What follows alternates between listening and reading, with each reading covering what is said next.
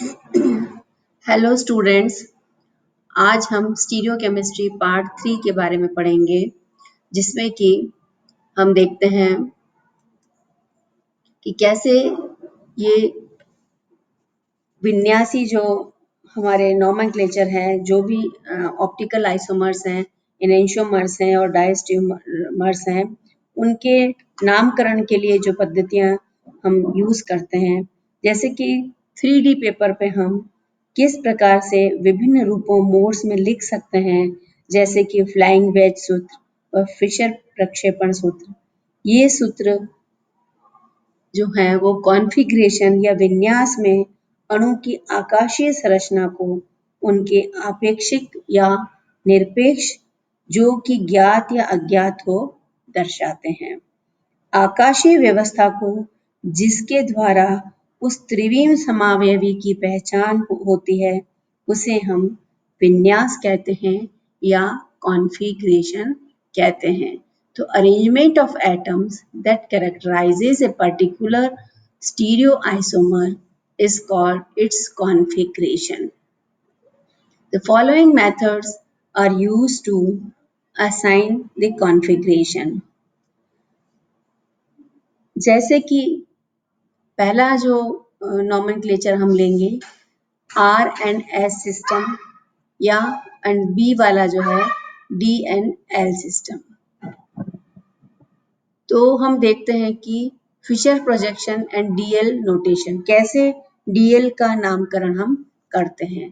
The first system for doing this was developed by Fisher and Rosanoff around 1900. Fisher first developed a method for drawing carbohydrates in two dimensions and a convention with respect to orientation, so as to indicate their three-dimensional structure, so-called Fisher projection formula. Fisher and Rossinoff then devised a notation for designating the configuration of stereogenic centers depicted in Fisher projection or as either D और L system.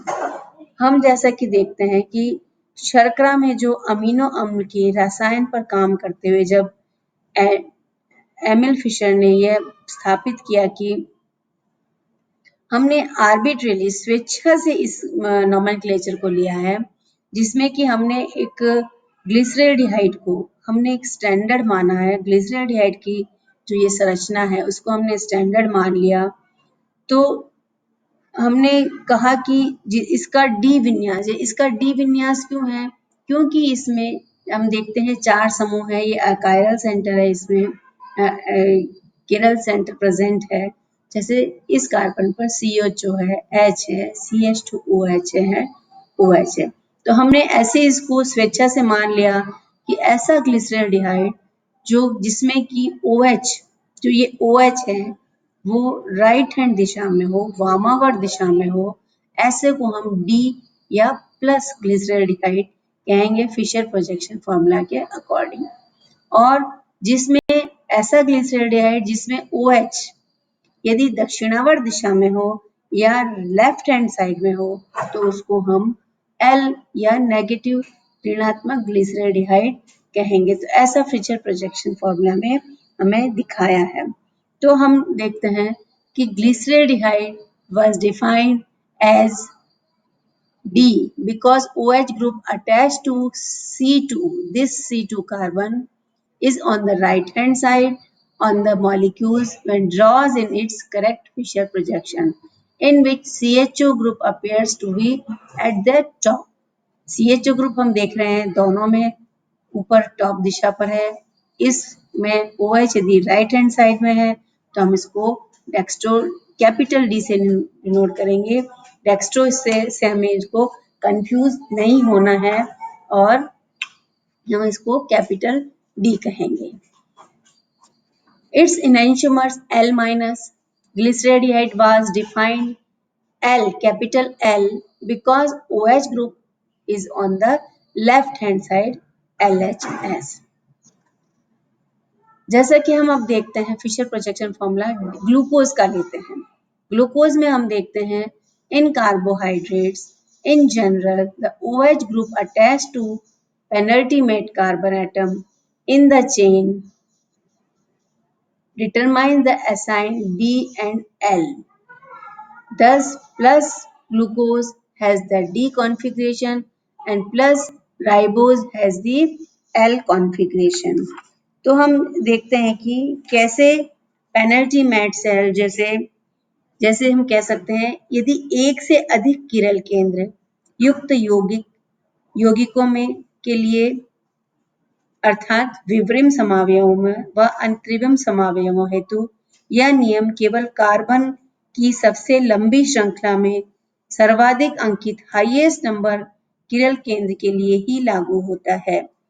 जैसे कि हम देखते हैं कि ये जो है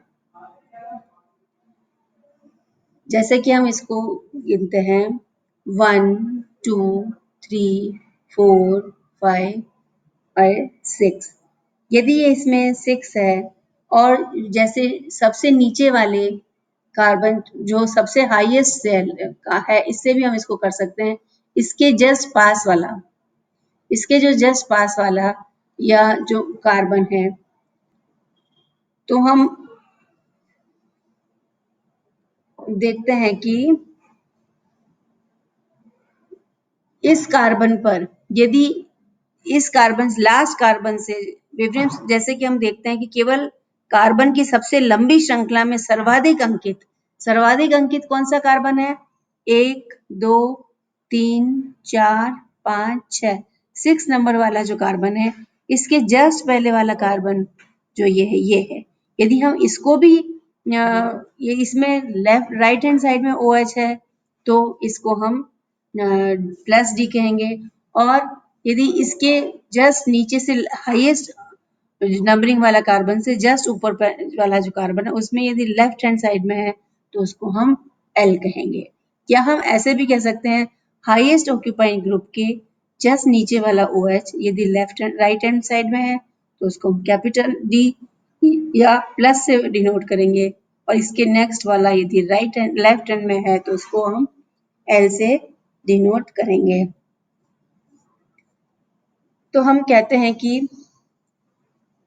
OH समूह दाईं ओर उपस्थित हो तो यह D विन्यास होगा और यदि OH समूह बाईं ओर उपस्थित हो तो यह L विन्यास होगा।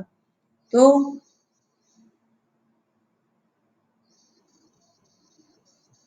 इसी प्रकार हम देखते हैं एलेनिन में एलेनिन के विषय एलेनिन का जो D L plus and minus the notation was extended to a amino acid. L enantiomers are those in which the NH2 group is on the left hand side of the Fisher projection in which the carboxyl group appears at the top. ये जब COH group appears at the top है तो ऐसे में हम क्या देखते हैं कि जो NH2 ग्रुप है इसमें NH2 group left hand side में है और इसमें भी NH2 group left hand side में है। तो ऐसी कंडीशन में है कि L enantiomers are those in which the NH2 group is on the left hand side of the Fisher projection in which the carboxylic group appears at the top. Conversely, the D enantiomers are those in which NH2 group is on right hand side. Thus, plus alanine and minus serine are L amino acids. जैसे कि हम देखते हैं कि दोनों में इस alanine और सेरीन में दोनों में ये NH2 समूह जो है वो OH की जगह NH2 समूह जो है दोनों लेफ्ट हैंड साइड में है। It means they are plus L और this one is the minus serine L amino acids.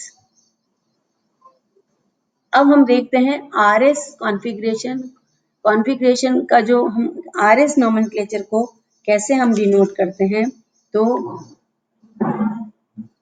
RS nomenclature configurations के लिए तो ये भी हमको कॉन इनगोल्ड प्रिलोग का सीक्वेंस रूल कहलाता है। ये कॉन इनगोल्ड एंड प्रिलोग का सीक्वेंस रूल है। तो इसके अकॉर्डिंग ने अधिक इन तीनों ने अधिक सुव्यवस्थित करते हुए और व्यापक विधि द्वारा इसको प्रस्तुत किया क्योंकि जैसे डी और एल कॉन्फ़िगरेशन जो था, जो हमने पहले देखा, यदि किसी समूह में OH समूह नहीं है तो हम उसे क्या नामकरण देंगे? इसे हम इन्होंने इस नोमेनक्लेचर से क्लियर नहीं होता। इसी प्रकार हमने NH2 को भी स्टैंडर्ड मान के किया, तो हमने उसको कर दिया। यदि इनमें ये समूह नहीं है तो ये विस्तृत रूप से हम इसको अच्छे से समझा नहीं पाया, लेकिन कॉर्न इन गोल्ड एंड प्रिलॉग ने जो नियम दिया सीक्वेंस रूल का, वो काफी अच्छे प्रकार से इसको समझा पाया था। Assigning the absolute configuration, the use of Korn in gold Prelog priority rules, जो इनका जो अनुक्रम नियम था, to assign priority 1 through 4 to the groups on the chiral atom. एक कायरल एटम पे जो 4 अलग अलग समूह लगे हुए हैं, उनको प्रायोरिटी रूल, प्राथमिकता के नियम के अनुसार उनको नंबरिंग करने के अनुसार के हिसाब से इन्होंने उसे सीक्वेंस रूल बनाया था। Orient the molecule so that lowest priority, इस प्रकार हमको इसमें ओरिएंट करना है मॉलिक्यूल को, that atom is in the back, lowest priority group, जो सबसे कम प्राथमिकता वाला समूह है, वो हमसे दूर की तरफ, हमसे पीछे की तरफ जो है वो बैक में रहे। Look at the remaining 3 groups of priority 1 to 3. If the remaining 3 groups are arranged so that priorities are 1, 2 and 3 are in the clockwise fashion, then assign the chiral center as R rectus yani right or right. If the remaining 3 groups arranged 1, 2, 3 in anti-clockwise manner, then assign the chiral center as S, sinister or left. एक बार मैं उसे और समझा देती हूँ। इसमें पूर्व लग्न संकेत R मतलब लैटिन या रेक्टस दायां होता है, और S ये लैटिन शब्द है जिसमें सिनिस्टर, इसको हम बायां से समझाते हैं। लगाकर विन्यासों का नामकरण दिया जाता है। इसको हमने कॉर्न इन गोल्ड प्रिलॉग ने 2 प्रकार से समझाया था। पहला जो स्टेप है उसमें इन्होंने अनुक्रम नियम को बताया। अनुक्रम नियम में द सीक्वेंस रूल, जो सीक्वेंस रूल है उसको उन्होंने the atom attach to the chiral atom with highest atomic number, पहला जो था वो अनुक्रम नियम के अनुसार हमने इसके 2 पद होते हैं जो कि हम समझाया कि 2 स्टेप्स में इसको हम समझ सकते हैं। पहला तो है sequence rule first and sequence rule 2। जो पहला है वो अनुक्रम नियम वो है the atom attach to the chiral centre with highest atomic number, उसको हम सबसे पहले देंगे। तो सीक्वेंस रूल क्या है? यह 3 नियमों का एक समूह है जिसमें कि अनुसार हम कायरल कार्बन से जुड़े 4 परमाणुओं या समूहों को उनकी वरीयता क्रम के अनुसार अंक प्रदान करते हैं, जैसे नंबर 1, 2 एंड 3। अब नेक्स्ट जो है वो सीक्वेंस रूल 2 जो क्या कहता है, if the 4 atom attach to the chiral center are not all different, the sequence is determined at the first point of difference। यदि चारों अलग अलग नहीं है तो उनके पास में जो कार्बन से जुड़ा हुआ है तो उसको सबसे सर्वाधिक वरीयता के अनुसार से जोड़ा जाता है। पहला जैसे नियम है फर्स्ट पॉइंट ऑफ डिफरेंस, जैसे हम देखते हैं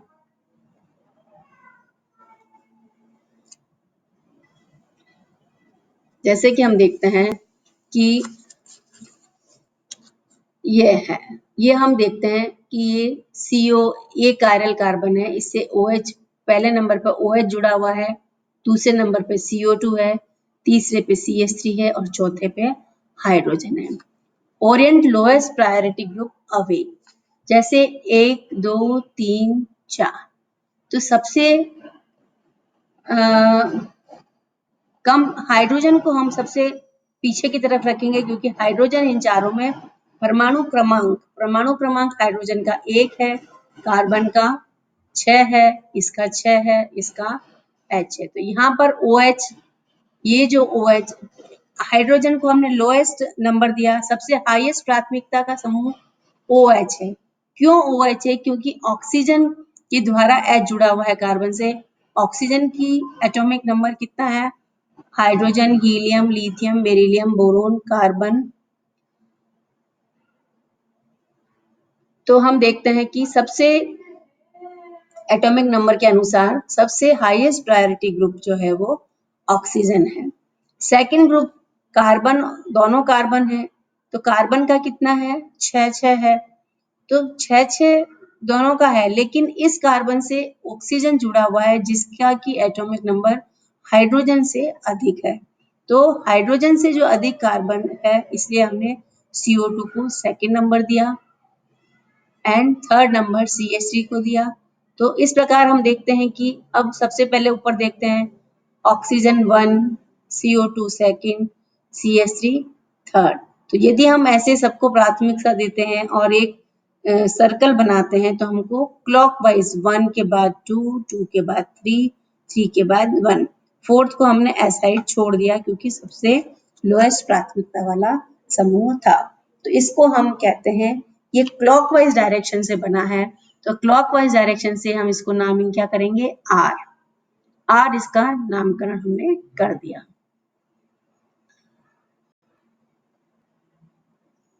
अब इसमें हम देखते हैं कि जैसे ये वाला उदाहरण लेते हैं, इस कार्बन से OH जुड़ा हुआ है, दूसरे से CH3 जुड़ा हुआ है, CH जुड़ा हुआ है, तीसरे से CO2 COOH कार्बोक्सिलिक समूह जुड़ा हुआ है और चौथा है हाइड्रोजन जुड़ा हुआ है। तो अब हम देखते हैं कि और सबसे ज्यादा एटॉमिक नंबर किसका है? सॉरी, एटॉमिक नंबर सॉरी किया था। एटॉमिक नंबर किसका है? ऑक्सीजन का। ऑक्सीजन का हम परमाणु क्रमांक देखते हैं तो कितना होता है? सबसे अधिक है कार्बन, दोनों कार्बन से परमाणु क्रमांक ऑक्सीजन का ज्यादा है, इसलिए हमने इसको 1 नंबरिंग कर दी। अब CH और COH में कार्बन के पास कौन है? ऑक्सीजन है, इस कार्बन के पास हाइड्रोजन है, तो सेकंड प्राथमिकता हम किसको देंगे? COOH को देंगे, क्योंकि इसमें कार्बन के पास ऑक्सीजन है जिसका एटॉमिक नंबर हाइड्रोजन से ज्यादा है। तो 1, 2, 3 एंड 4। तो हमको डायरेक्शन पहले 1 के बाद 2 के पास पहले आएंगे, 3 के पास नहीं जा सकते हम, पहले हमको 2 के पास आना पड़ेगा। तो 2 के द्वारा यदि 2 और 3 इस हिसाब से हम सर्कल बनाते हैं, तो ये डायरेक्शन जो है वो काउंटर क्लॉकवाइज या एंटी क्लॉकवाइज होगा। जब एंटी क्लॉकवाइज होगा तो साइकिल क्या है? वो उल्टी दिशा से बाईं ओर से चल रही है, इसलिए इसको हम एज सिंस्टर नेमिंग करेंगे। तो अब हम इसमें देखते हैं कि रीओरिएंट लाइक दिस, जैसे मिरर इमेज होता है ना, तो मिरर इमेज का हम क्या देखते हैं कि राइट टर्न स्टेयरिंग, ये जो बता रहा है वो स्टेयरिंग को राइट टर्न कर सकते हैं, स्टेयरिंग को लेफ्ट टर्न कर सकते हैं। रीओरिएंट जैसे फर्स्ट, सेकंड, थर्ड, फोर्थ जैसा भी लगा हुआ है, उसमें यदि अपन प्राथमिकता समूह के अनुसार हम देते हैं तो 1, 2, 3, 4, तो ये क्या हो रहा है? ये मिरर, और इसी का हम मिरर इमेज यदि हम देखते हैं, तो मिरर इमेज में हम क्या देखते हैं कि इसमें हमको क्लॉकवाइज मिल रहा है या एंटी क्लॉकवाइज मिल रहा है? 1, इसका मिरर इमेज यदि हम ऐसे बनाते हैं तो 1, 2, 3, 4, 3, 4, 1, 2, इस प्रकार हम देखते हैं कि ये जो है वो इसका मिरर इमेज, इसमें हम देखें इसका R कॉन्फ़िगरेशन है 1, रीओरिएंट करके right turn off the wheel steering, right turn करते हैं तो हमको R मिलता है, और ये लेफ्ट टर्न करते हैं, उल्टी दिशा से करते हैं तो रीओरिएंट लाइक दिस, हम इसको S कॉन्फ़िगरेशन हमको प्राप्त होता है। इस तरह भी हम इसका नेमिंग कर सकते हैं, जैसे कि इसका मिरर इमेज, इसको हमने डायरेक्ट इसका मिरर इमेज देखा, इस मिरर इमेज को हमने लेफ्ट टर्न पे किया, इस मिरर इमेज को लेफ्ट टर्न पे किया, तो 1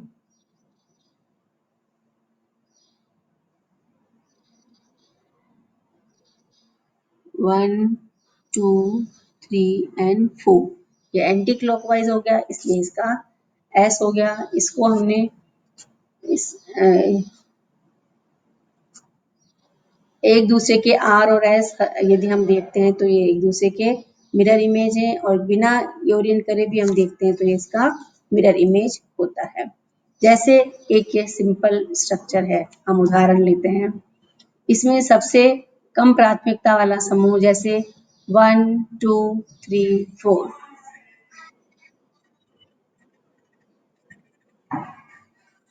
ये 1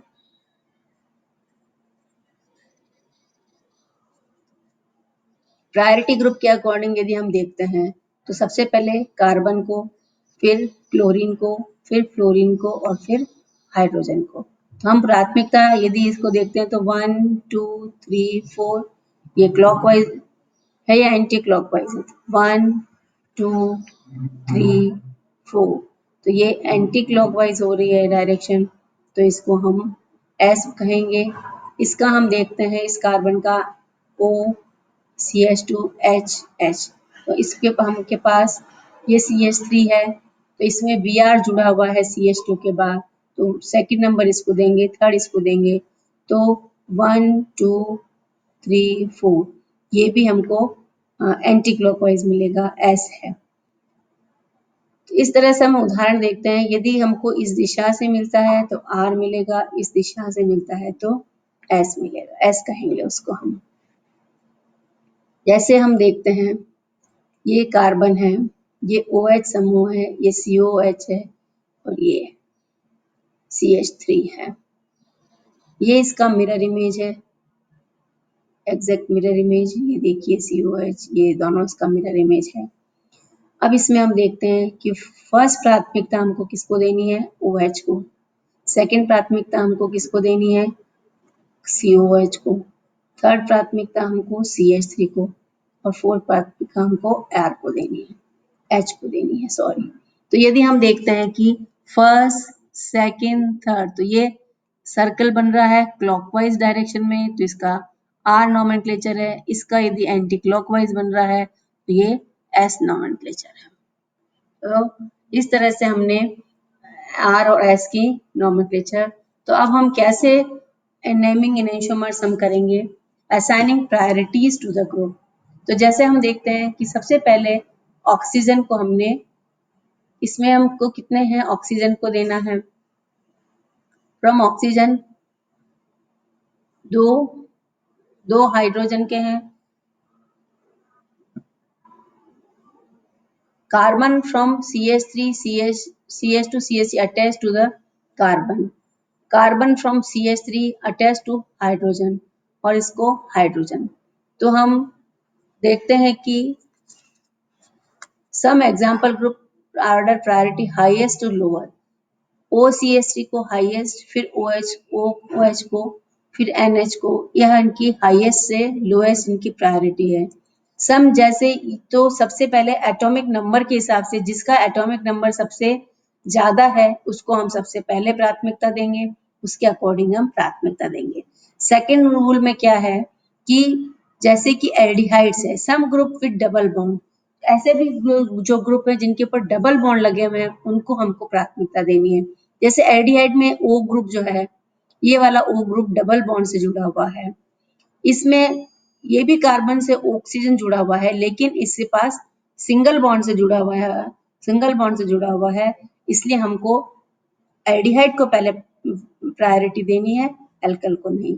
इसी तरह एल्केन में भी, एल्कीन पे भी हम देखते हैं, इसमें CH2 डबल बॉन्ड से जुड़ा हुआ है, और इसमें ये कार्बन से डबल बॉन्ड से जुड़ा हुआ है, और ये कार्बन सिंगल बॉन्ड से जुड़ा हुआ है। तो हमको प्राथमिकता, प्रायोरिटी पहले डबल बॉन्ड को देनी है। ये सीक्वेंस रूल 2 का हमें ये देखना है।